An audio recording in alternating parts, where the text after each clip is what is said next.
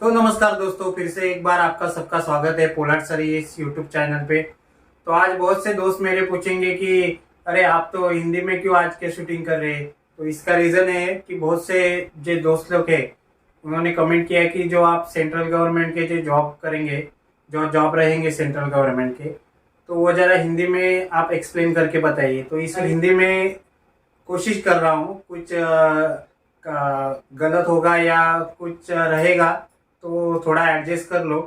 तो पहली बात मैं कहना चाहता हूँ कि जो नए यंगस्टर जो यंग पीढ़ी है जो अभी कॉलेज या स्कूल में पढ़ रही है, 18 19 20 25 21 22 साल की, तो वो पहले ध्यान दे कि दो टॉपिक के दो तरीके के यहाँ पर जॉब रहते हैं। जो पहला जॉब रहता है वो स्टेट गवर्नमेंट का जॉब रहता है, और जो दूसरा जॉब रहता है वो सेंट्रल गवर्नमेंट का जॉब रहता है। अभी वो सेंट्रल और स्टेट, स्टेट मतलब आप जो स्टेट में रहेंगे, अभी मैं महाराष्ट्र में रहता हूँ, तो महाराष्ट्र में जो रिक्वायरमेंट निकलती है, जो महाराष्ट्र गवर्नमेंट के थ्रू रिक्वायरमेंट आती है, मतलब अभी महाराष्ट्र पुलिस की भर्ती चालू है, तो उसे स्टेट गवर्नमेंट का जॉब करते हैं। और जो भारत की जॉब रहती है, मतलब इंडियन रेलवे या उसके बाद इंडियन नेवी, ऐसे इंडियन कस्टम, ये जो जॉब रहती है वो जिसपे सेंट्रल गवर्नमेंट का प्रभुत्व रहता है, जिसका कंट्रोल सेंट्रल गवर्नमेंट रहता है। तो आज का भी टॉपिक सीआईएसएफ का वही है कि जो सेंट्रल के जॉब है तो ऑल ओवर इंडिया में उसकी पोस्टिंग रहती है, और उसी पे सब जो कंट्रोल रहता है वो दिल्ली बोर्ड से रहते हैं। तो अभी अपने टॉपिक पे चलते हैं। तो आज का रिक्वायरमेंट है, आपने थंबनेल में देखा होगा कि सीआईएसएफ का रिक्वायरमेंट है। सीआईएसएफ मतलब सेंट्रल इंडस्ट्रियल सिक्योरिटी फोर्स। जो बड़े बड़े जो इंडस्ट्रियल एरिया होते हैं, मतलब आप महाराष्ट्र में देखेंगे तो बाबा अणुशक्ति केंद्र है, उसके बाद रिलायंस है, उसके बाद दूसरा है टाटा पावर है बम्बई में, जो बुचर आइलैंड है। ये जो एरिया है इसमें इंडस्ट्रियल एरिया है, इसमें सिक्योरिटी के लिए ये सीआईएसएफ के जवान तैनात रहते हैं। तो सीआईएसएफ का फुल फॉर्म है कि सेंट्रल इंडस्ट्रियल सिक्योरिटी फोर्स, जिसे हिंदी में केंद्रीय औद्योगिक सुरक्षा बल भी कहा जाता है। पहले ध्यान दीजिए कि बहुत से लोगों बच्चे रहते हैं, जो स्टूडेंट रहते हैं, उनको पता नहीं चलता कि सीआईएसएफ है क्या। तो अभी अपन देखते हैं कि सीआईएसएफ होता क्या है, तो उनके कैसे रहन सहन है, उनका ड्यूटी कहाँ रहता है, उनका कपड़े कैसे रहते हैं, उनका हालचाल क्या क्या रहता है, वो कहाँ कहाँ पे काम करते हैं, वो सब अपन देखते हैं। तो पहला आप इमेज ये दे सकते हैं कि इस इमेज में आपको देखते हैं कि वो मिलिट्री जैसे उनके कपड़े हैं सीआईएसएफ के, उनके ऊपर गन है और कैप भी वैसा ही है। जो शोल्डर रहता है उसी पे लिखाया हुआ है कि सीआईएसएफ करके। हर एक के शोल्डर पे लिखा रहता है, महाराष्ट्र पुलिस के लिखा रहता है, मोपो लिखा रहता है, आरपीएफ रेलवे पुलिस फोर्स रहती है, उनके भी शोल्डर पे लिखा रहता है आरपीएफ करके। तो वैसे ही इसी में फोटो में है उनका सीआईएसएफ। और आप देख सकते हैं कि ये फोटो में कि उनका ड्यूटी जो लगा हुआ है वो एयरपोर्ट के यहाँ पर लगाया हुआ है ड्यूटी, मतलब जो इंडस्ट्रियल एरिया है। उसके बाद दूसरा फोटो देखेंगे तो ये देखिए, दूसरे फोटो पे आप देख सकते हैं कि उनका ताजमहल, मतलब भारत का जो अजूबा है, जो सात अजूबे में एक अजूबा बोला जाता है ताजमहल, यहाँ पे भी उनका सिक्योरिटी लगा रहता है। और तीसरा जाएंगे तो ये देखिए, ये सबसे मुझे अच्छा लगता है मैं जब देखता हूँ तो, क्योंकि मैं भी मुंबई में जॉब करता हूँ तो उनका देखता हूँ। ये जेएनपीटी का जो फोटो है, जवाहरलाल नेहरू पोर्ट ट्रस्ट, आप देख सकते हैं, ये फोटो देख सकते हैं कि आप जेएनपीटी का लगाया हुआ है जो उड़न में है।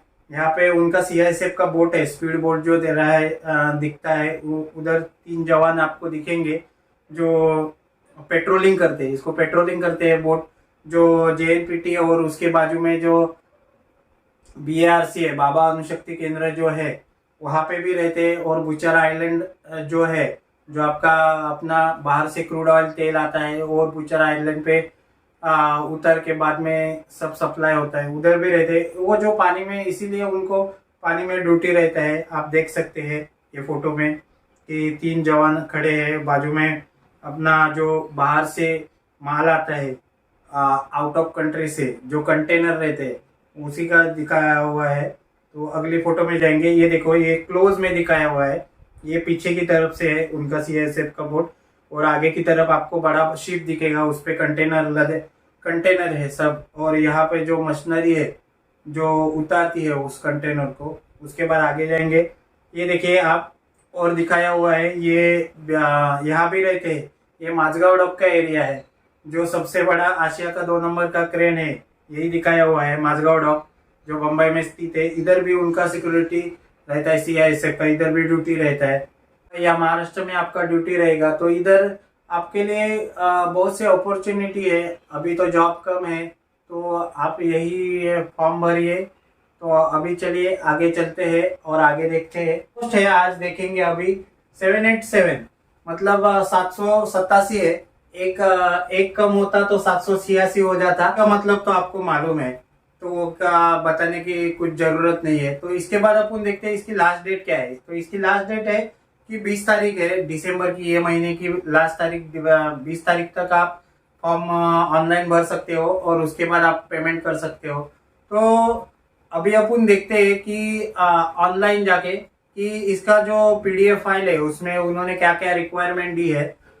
तो चलिए अभी अपन स्क्रीन रिकॉर्डिंग पे आ चुके हैं। आप देख सकते हैं कि यहाँ पे उन्होंने दिया है कि क्लोजिंग डेट 20 तारीख 20/12/2022 तक 23 आवर्स, मतलब रात को 11 बजे तक रहेगा। तो उसके बाद नीचे आते हैं, मेन फीमेल इंडियन सिटीजन चाहिए, जो इंडिया में रहने वाले हैं तो उन्हीं को ये फॉर्म भर सकते हैं। उसके बाद है पे स्किल है, 21,000 से 69,000 तक आपका पे स्किल रहेगा। जैसे आपका प्रमोशन बढ़ेगा उसके बाद आपका सैलरी बढ़ता रहेगा।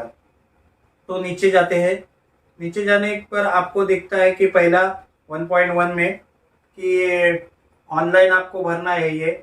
इसमें फिजिकल टेस्ट रहेगा और उसके बाद रिटर्न एग्जाम रहेगा और उसके बाद मेडिकल रहेगा। ये तो सभी में रहता है। ये मैं कहना क्यों चाहता हूँ कि अभी मैं महाराष्ट्र में हूँ, तो अभी ये महाराष्ट्र पुलिस का रिक्वायरमेंट निकला हुआ है। तो उसी के साथ जब जो उनका फिजिकल रहता है उसी में थोड़ा बहुत चेंजेस में यही फिजिकल रहेगा। तो ये भी फॉर्म आप भरेंगे तो उसकी तैयारी के साथ साथ आप ये भी एग्जाम दे सकते हैं। तो नीचे आते हैं फिर, तो उन्होंने दिया है कि रिटर्न एग्जाम रहेगा। उसके बाद नीचे आके उनका वेबसाइट दिया हुआ है और नीचे जाते हैं स्पेस स्केल दिखा हुआ है 21,700 से। और नीचे जाते हैं कि उन्होंने तो वही दिया है इंडियन सिटीजन आप चाहिए। रिक्वायरमेंट देखते हैं, नीचे जाके रिक्वायरमेंट आप देखते हैं सब कुछ। तो पहला रिक्वायरमेंट है कुक। कुक मतलब आपको तो मालूम है, जो खाना पकाता है उसी को कुक कहते हैं। उसी के सबसे ज्यादा जो रिक्वायरमेंट के जो पोस्ट है तो उसी के है 247 पोस्ट है इसमें। उसके बाद carver, tailor, barber, washerman, sweeper, painter, mason, plumber, माली, वेल्डर, ये तो आपको पता है सब। जो वॉशरमैन रहेगा वो कपड़े वपड़े धोता है। उसके बाद स्वीपर है, उसके बाद टेलर है कपड़े सीने वाला, माली है जो अपन बाग में रहता है वो। उसके बाद वेल्डर है, वेल्डर मतलब अपन जो वेल्डिंग का काम करता है उनका पोस्ट है। तो ये ऑल ओवर टोटल पोस्ट उन्होंने दिए हुए। नीचे जाएंगे तो उनका जो कास्ट रहेगा open, SC ST OBC, EWS ये सबको पता नहीं चलता है कि EWS क्या है। जो EWS है जो ओपन कैटेगरी में है, लेकिन उनका जो उत्पन्न है, जो उनका इनकम सोर्स है वो थोड़ा कम है, तो उनको ये EWS सर्टिफिकेट दिया जाता है। तो उसके बाद नीचे जाएंगे, सभी पोस्ट दिए हुए हैं। एक सी सर्विसमैन के लिए भी ये पोस्ट दिए हुए हैं अलग से, 77 पोस्ट है। तो चलिए और नीचे जाते हैं। उन्होंने कास्ट के बारे में बताया है, SC ST EWS ये कैटेगरी वाले जो है उनको उनका सर्टिफिकेट देना जरूरी है।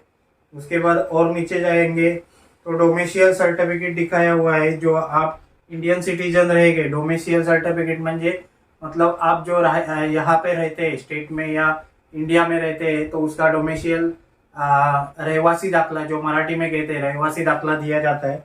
जो अभी पुलिस भर्ती है महाराष्ट्र में, उसमें भी उनको ज़रूरी है। तो इसके बाद नीचे आएंगे, candidate can apply only one trade test well as written examination of all trades will be conducted as various location on the same time. एक ही बार रहेगा जो एग्जाम रहेगा सभी के लिए, मतलब आप 2 फॉर्म भरेंगे, कुक का भरेंगे और माली का भरेंगे, तो सबका एक ही टाइम में एग्जाम रहेगा, लेकिन अलग अलग लोकेशन पे रहेगा, ये जरा ध्यान दीजिए। तो इसलिए उन्होंने बोला है कि एक ही फॉर्म भरिए।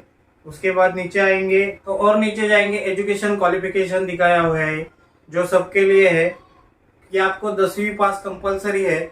उसके बाद है एज लिमिट जो है 18 से 23 साल के बीच में चाहिए सबको, जो 2/8/1999 और 1/8/2004 तक जो बॉर्न है उन्हें यही इसमें अप्लाई कर सकते हैं।